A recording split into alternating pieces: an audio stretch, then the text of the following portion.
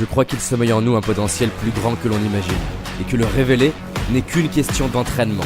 C'est pourquoi je vais à la rencontre des personnes qui réussissent, entrepreneurs, artistes, sportifs de haut niveau, pour décortiquer comment ils font et partager ce que j'apprends avec vous. Car mon but est qu'ensemble, on aille réaliser nos rêves. Je m'appelle David Laroche, et voici mon podcast. Alors comment pouvons-nous expliquer que certaines personnes osent alors que d'autres n'osent pas ? Comment on peut expliquer que par exemple Antoine Griezmann, à qui on a dit qu'il était trop petit pour faire du football et a été rejeté par 4 clubs, puisse obtenir la Coupe du Monde ? Comment on peut expliquer qu'une personne comme Charles Aznavour, ses professeurs de chant lui ont dit qu'il n'avait ni la taille, ni la voix et qu'il ferait mieux de changer de carrière, puisse devenir une légende de la chanson ? Comment on peut expliquer finalement que certaines personnes arrivent à dépasser, transcender la peur qu'on peut avoir quand on parle en public ou la peur liée au regard des autres ? Une des peurs les plus importantes pour l'être humain, c'est la peur d'être exclu du cercle social, la peur d'être rejeté. Et par conséquent, ça nous amène à être effrayés à l'idée du jugement ou du regard des autres. Ça fait 15 ans que je me passionne sur cette question et ça m'a amené à faire 3 découvertes qui ont radicalement changé ma manière d'observer, de voir ce qu'était le regard des autres. La raison pour laquelle ça me passionne autant, ce sujet, c'est que j'étais un jeune homme qui était mal dans ma peau, avec des pensées de suicide. J'avais du mal à oser lever la main en cours, à aborder cette fille qui me plaisait, du mal à être moi-même, et j'arrivais même d'ailleurs à faire une excellente performance, qu'il était capable le même soir d'être précoce et d'avoir une panne. Ce qui n'est pas donné à tout le monde, sincèrement. Du coup, je me suis lancé un défi, le défi de faire plein de choses que je ne connaissais pas et qui m'effrayaient liées au regard des autres. Ça a commencé avec le fait de lever la main en cours.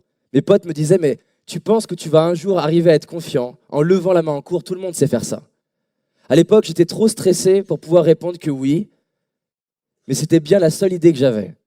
Alors j'ai levé la main en cours, abordé des centaines d'inconnus, allé voir ces filles qui me plaisaient, parler en public. Je me suis même lancé le défi d'aller dans des boîtes de nuit et parler à la première moitié de la boîte de nuit, leur dire bonjour. Et en fait, je me suis rendu compte que la deuxième moitié de la boîte de nuit, celle qui arrive après, du coup, elle se dit, mais qui c'est ce type où tout le monde lui dit bonjour ? C'est-à-dire qu'en fait, ce qui se passe, c'est que vu que tout le monde a peur du regard des autres et tout le monde a envie, dans les yeux de l'autre, de paraître important, du coup, la première moitié de la boîte de nuit, dès qu'il passait à côté de moi, il faisait « salut ». Donc j'avais des gens qui me demandaient, mais est-ce que tu es le fils du patron ? Est-ce que tu es une célébrité ? Qui tu es ? Et ça m'a fasciné de me dire que quelques détails dans ma communication, dans ma manière de respirer, pouvaient tout changer. Donc je me suis dit, je vais lancer une chaîne YouTube. J'étais encore stressé, pas très à l'aise, mais j'ai envie de partager au plus grand nombre comment faire pour arriver à être plus à l'aise. Donc, je démarre ma chaîne YouTube. Déjà, je mets plusieurs jours à oser me filmer. Je mets plusieurs jours à oser mettre ma vidéo sur YouTube en privé. Et je mets plusieurs jours à oser cliquer sur le bouton « Publier » parce que je me dis « mais qu'est-ce qu'on va penser de moi ?» C'est drôle d'ailleurs notre cerveau, parce que j'imagine que d'un coup, la Terre entière va voir ma vidéo alors qu'il y a 1 milliard de vidéos. J'ai 3 abonnés, moi, mon deuxième compte, ma mère. Et il y a un type qui sort de nulle part, je pense que YouTube a embauché une bande de cousins, là pour entraîner les personnes qui ont du mal avec le regard des autres. Il y a un type qui sort de nulle part et qui marque « David, tu mérites pas de vivre ».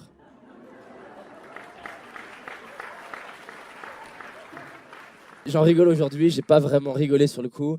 J'ai continué de faire des vidéos, plusieurs centaines de vidéos. Chaque vidéo, essayer de faire quelque chose de différent, de nouveau, faire des vidéos dans le métro, faire des vidéos dehors, et essayer d'apprendre à devenir un meilleur communicant. Et un jour, j'ai un pote qui m'appelle, c'est un des fondateurs d'un des plus gros incubateurs de start-up en Europe. Il m'appelle, « David, je viens de diffuser une de tes vidéos à toutes mes start-up. » Alors sur le coup, je lui dis, mais je suis trop content, enfin, merci, c'est top de la confiance que tu as en moi. Et je lui dis, quelle vidéo tu as choisi ?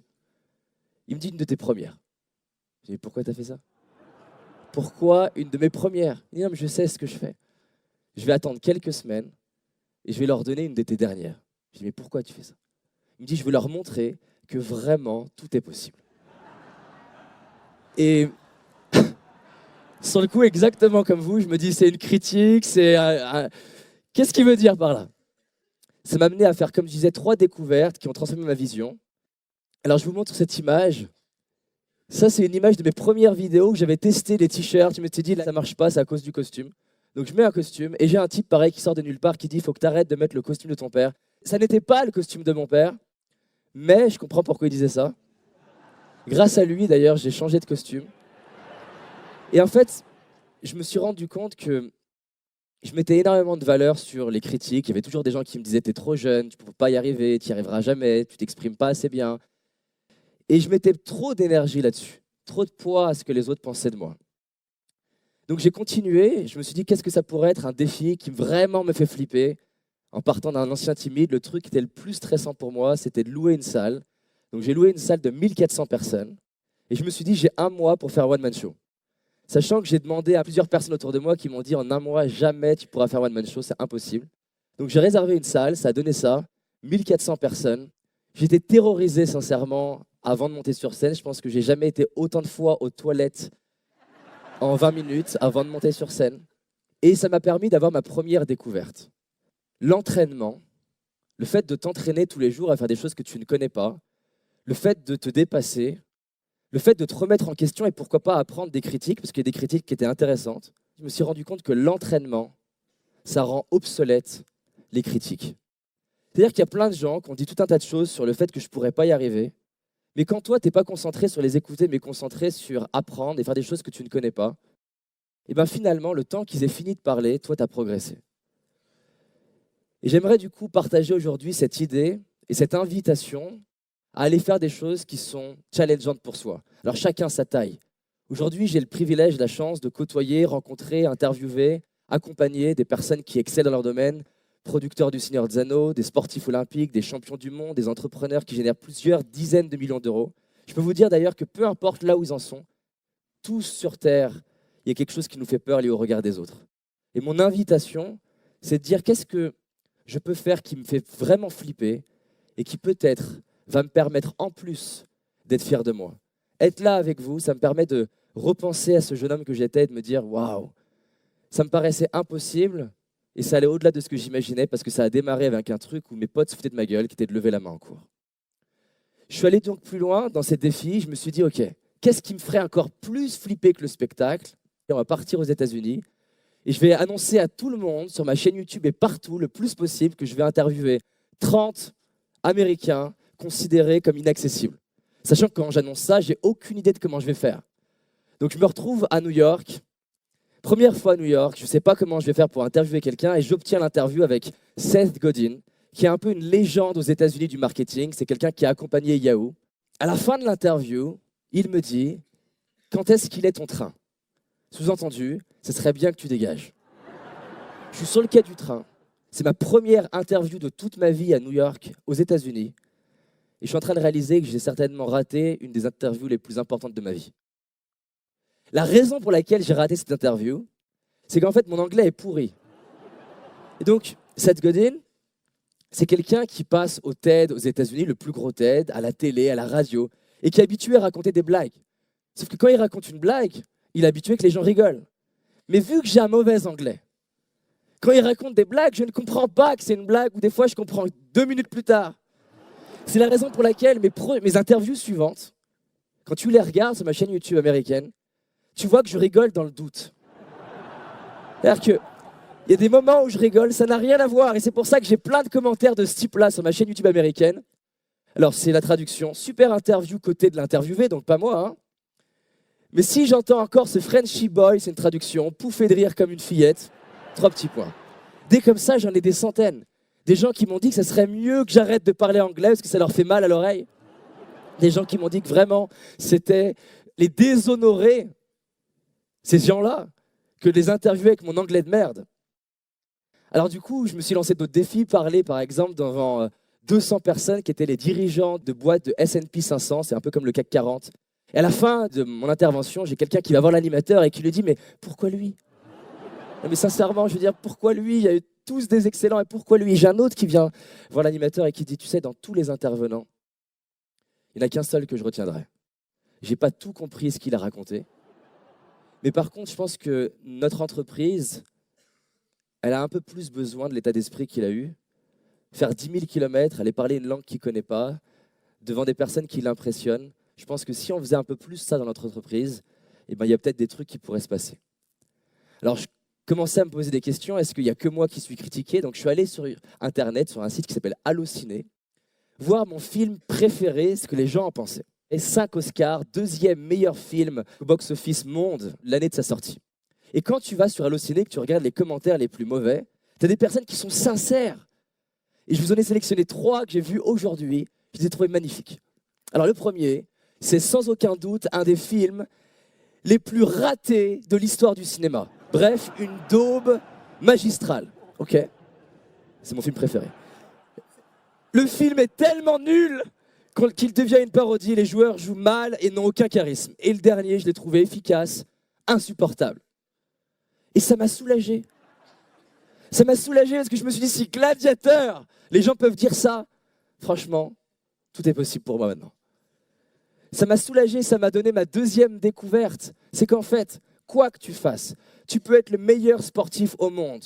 Tu peux être Michael Jordan. Tu peux être Kobe Bryant. Tu peux être n'importe qui, exceller, passer toute ta vie à essayer d'exceller dans un domaine, l'art, la science, l'entrepreneuriat. Tu auras toujours des gens pour dire que ce que tu fais, c'est pourri. Et le pire, c'est qu'ils sont sincères. Mais ça a été une 2e découverte importante pour moi et qui s'est appuyée par des travaux scientifiques. Donc, Geraint Rees, qui est professeur à l'université à Londres, et en fait, il s'est rendu compte que notre cerveau, chaque être humain a un cerveau qui est différent. Et donc, par conséquence, notre perception du monde, elle est différente pour chaque personne. Et c'est la raison pour laquelle ce qui est important pour toi, pour d'autres, c'est pourri. Et c'est une bonne nouvelle, en fait.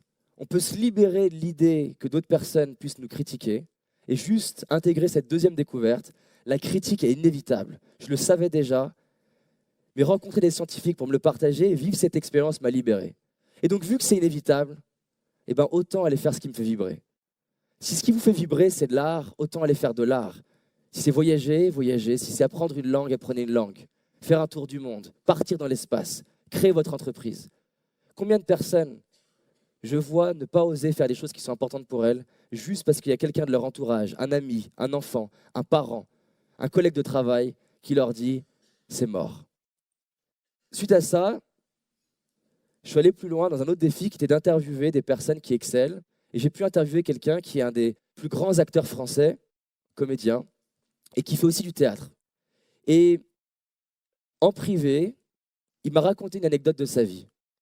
Il est sur scène, devant une salle comme ça. C'est impressionnant, sincèrement, quand tu rentres dans une scène comme ça. Il est 19h30, le spectacle démarre à 20h.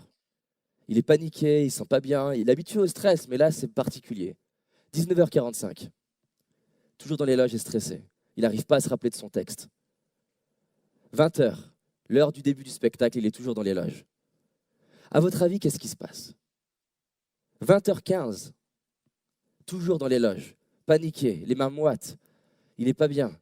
Et plus le temps passe, plus il se dit, mais avec la renommée que j'ai, c'est vraiment la honte de monter sur scène si je bafouille, si je ne connais pas mon texte. 20h30, toujours dans les loges. Ça fait 30 minutes que la salle attend. Son metteur en scène est perdu autant que lui et il lui dit « Écoute, fais quelque chose, monte sur scène, prends ton texte, vas-y ». Il dit « Mais je ne vais pas monter avec mon texte, c'est ridicule ». 20h45, il décide de prendre son texte et monter sur scène. À votre avis, qu'est-ce qui se passe suite à ça?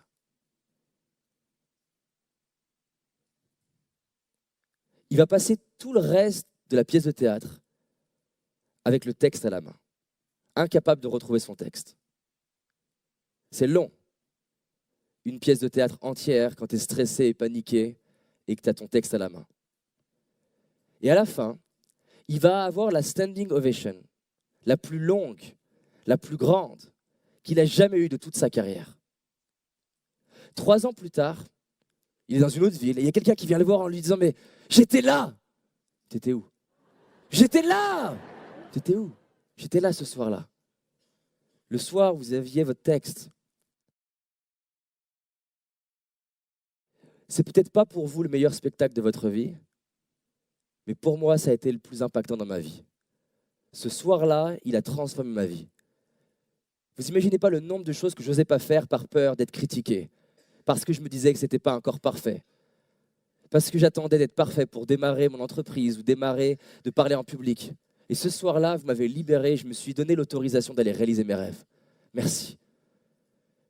Merci. Quand il me raconte cette histoire, ça m'impacte énormément, parce que je me rends compte que je suis extrêmement attaché au regard des autres. Et en fait, on est extrêmement addict à être valorisé par les autres. Et je me rends compte qu'à partir du moment où tu te libères du besoin d'être valorisé par les autres, tu te libères aussi au passage d'être critiqué par les autres. Et plus important encore que ça, j'ai fait une troisième découverte qui était hyper importante pour moi. C'est qu'en réalité, le seul risque que tu as quand tu prends le risque d'être critiqué par les autres, c'est d'inspirer quelqu'un. C'est quelqu'un te voit, t'entend, te regarde et se dit s'il peut le faire, si elle peut le faire, je peux le faire aussi. Combien ça vaut d'inspirer sa mère, son père, ses enfants en inconnu? Est-ce que ça ne vaut pas une petite critique? Quelqu'un qui va juste te dire que ce que tu fais, c'est nul. Alors je vous ai parlé de beaucoup de choses de plus en plus grandes pour moi, mais il y avait un truc que je n'osais pas faire, qui pour beaucoup de gens est extrêmement simple, et que j'ai laissé chaque année passer en me disant que je le ferais plus tard. Ça me terrorisait bien plus que d'aller passer sur scène en anglais. C'était de dire je t'aime à mon père. Mon père, il a été abandonné par son père, puis par sa mère, puis par sa grand-mère. Il a eu du mal à comprendre ce que c'était de se sentir aimé. Et du coup, j'ai eu une adolescence où je l'en ai beaucoup voulu et je prétextais mon manque d'estime de moi sur lui. Dire je t'aime à mon père, c'était hyper stressant pour moi. Bien plus que tout ce que j'ai fait aujourd'hui dans ma vie. Encore une fois, c'est cette peur du regard des autres. La peur que mon père ne réponde pas. La peur qu'il me rejette. Parce que je me suis senti rejeté par lui pendant cette enfance. Et un jour, je prends mon téléphone et j'écris à mon père, « Papa, je t'aime ». Faire ça, cet acte de courage pour moi, c'était plus important que plein de choses que j'ai pu accomplir. Le lendemain, pas de réponse de mon père.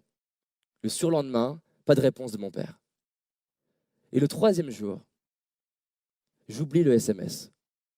Le fait d'oublier le SMS, en fait, c'était une des plus belles victoires de ma vie. Parce que pour la première fois de ma vie, c'était plus si important que mon père me reconnaisse ou que quelqu'un me reconnaisse. C'était plus si important qu'il me réponde. Parce que j'avais fait ce qui était important pour moi. 2 semaines, c'est cool. Mon père a dû pendant 2 semaines se demander qu'est-ce qu'on répond à un SMS comme ça. Parce que personne ne lui a dit ça. Et après 2 semaines, il a trouvé une formulation que j'ai trouvée intéressante. La réciproque est vraie.